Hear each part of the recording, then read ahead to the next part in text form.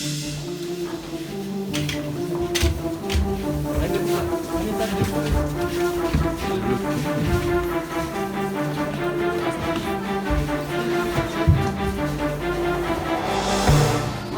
Раимбека Исмаиловича признать виновным в совершении преступления, предусмотренного частью 1 статьи 319 Уголовного кодекса Кыргызской Республики, и на основании части 3 статьи 80 этого же кодекса назначить ему наказание в виде штрафа в размере 2600 расчетных показателей, то есть 260 тысяч сом доход государства. Меру пресечения в отношении Матраимова Раимбека Исмаиловича в виде подписки о невыезде после вступления приговора в законную силу отменить, снять наложенный арест на имущество